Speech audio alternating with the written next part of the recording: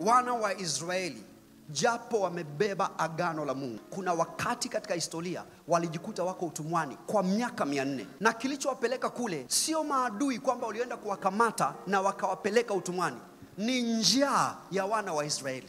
Njaa ni kitu kibaya, inakuweka mahali ambapo unaweza kuwa mtumwa bila hata kutaka. Kwa sababu maandiko yanasema wakati wana wa Yakobo wanateswa na njaa, kulionekana kuna nafaka katika nchi ya Misri. It is an error. Misri ndio kuwe na nafaka, alafu kwa wana wa agano kusiwe na nafaka.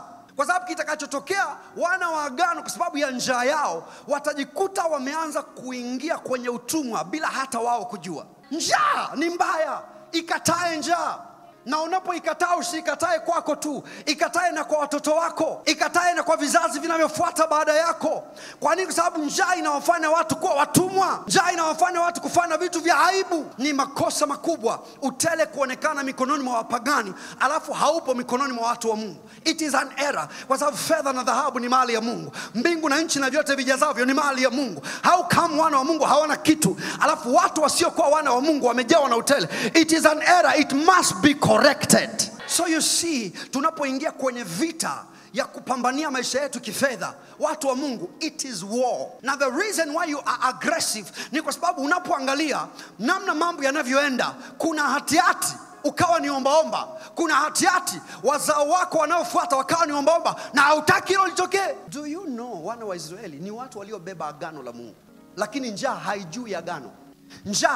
Njaa itakupiga usipokuwa intentional kwenye kupambania maisha yako, usipokuwa intentional kwenye kujenga maisha yako. Usifikiri maisha yatakupisha eti tu kwa sababu umebeba agano la Mungu. No, mtu mwenye agano amekaa kwenye utumwa miaka 400 kwa sababu ya njaa. Alijipeleka mwenyewe, hakukamatwa, kulazimishwa. Alijipeleka mwenyewe kwa sababu ya njaa.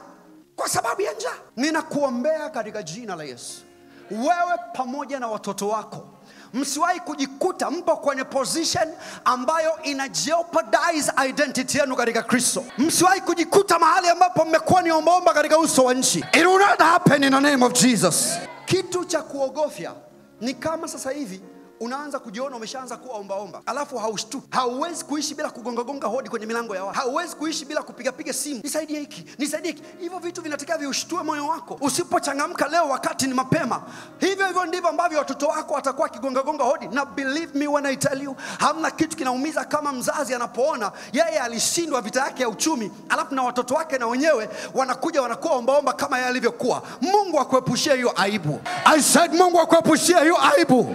Akuepushie hiyo aibu.